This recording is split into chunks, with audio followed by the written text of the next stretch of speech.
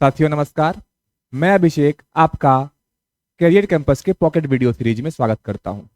जैसा कि आप जानते हैं कि ये वीडियो सीरीज हमारे स्टूडेंट्स के जो क्षमता है उसको बूस्ट करने पर आधारित है। आज की ये पॉकेट वीडियो एयरफोर्स के इंग्लिश पर आधारित है। तो आइए चलिए इस वीडियो सीरीज की शुरुआत करते हैं और इसके क्वेश्चंस को देखते हैं। तो जो हमारा पहला क्वेश्चन है सेट का, वो है आपको सिनोनिम बताना है।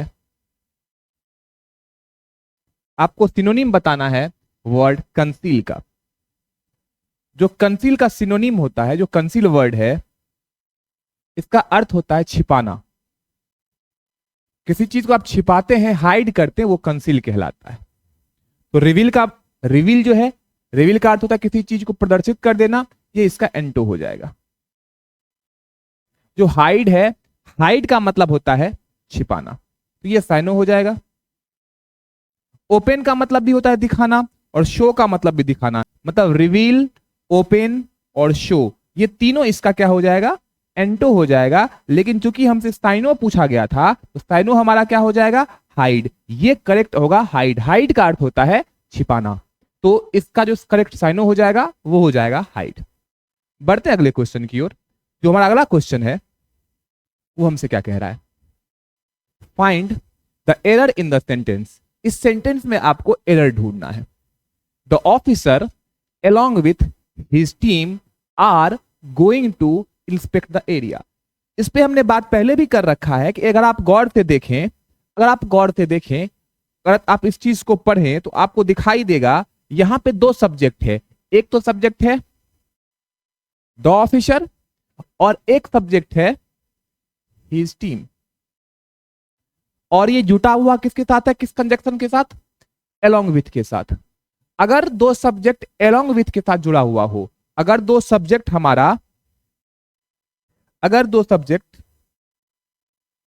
along with के साथ जुड़ा हुआ हो, तो या तो along with के साथ, या with के साथ, या together with के साथ,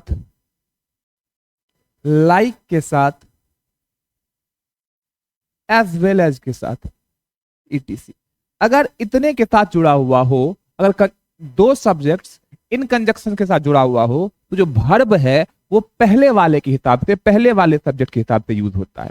यहां पे जो पहला वाला सब्जेक्ट है वो हमारा है द ऑफिसर, तो वर्ब भी इसी के साथ यूज, इसी के हिसाब से यूज होगा। तो द ऑफिसर क्या है, सिंगुलर है, तो वर्ब क्या होना चाहिए, सिंगुलर होना चाहिए। यहां पे आर नहीं होना चाहिए था, आर तो प्लूरल है, इसके जगह पे होना चाहिए था इज।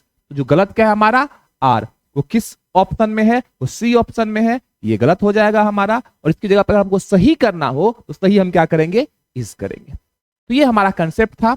आप कंसेप्ट को भी सीखें, आप नोट डाउन करते चले कि along with, together with, like, as well as, unlike, इन सब के साथ जो वर्ब होता है, अगर दो सब्जेक्ट जुड़ा हुआ हो तो वर्ब का निर्धारण पहला वाला सब्जेक्ट करता है, इसके हिसाब से लगेगा।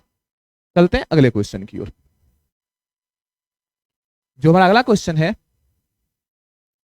वो choose the appropriate options to improve the sentence. आपको इस सेंटेंस को इंप्रूव करना है।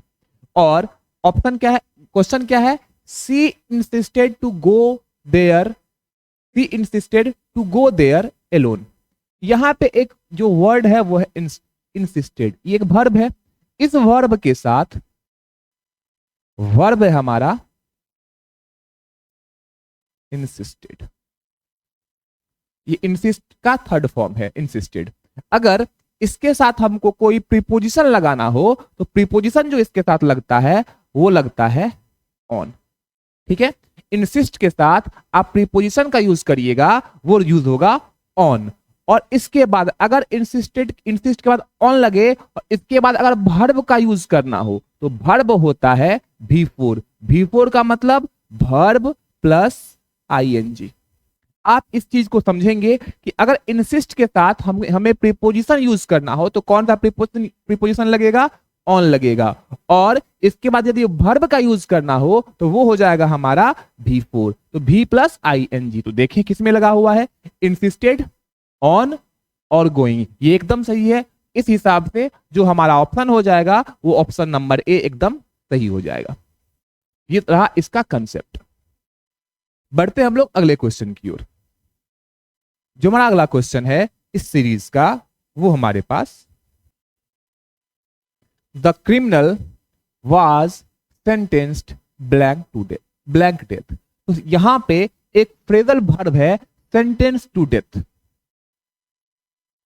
एक फ्रेजल वर्ब होता है जिसका अर्थ होता है सेंटेंस टू डेथ। एक वर्ब है, एक फ्रेजल वर्ब है, इसका अर्थ होता है मृत्यु की सजा।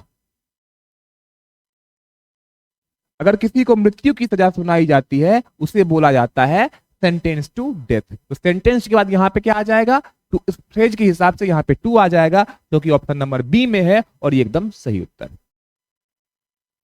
जो हमारा अगला क्वेश्चन है, identify the meaning of the idiom bite the bullet. आपसे बाइट द बुलेट का मीनिंग पूछा गया है। तो बाइट द बुलेट का अर्थ होता है डिफीट को एक्सेप्ट कर लेना, डिफीट को एक्सेप्ट करना, या फिर अगर कोई डिफिकल्ट सिचुएशन है उसका सामना करना।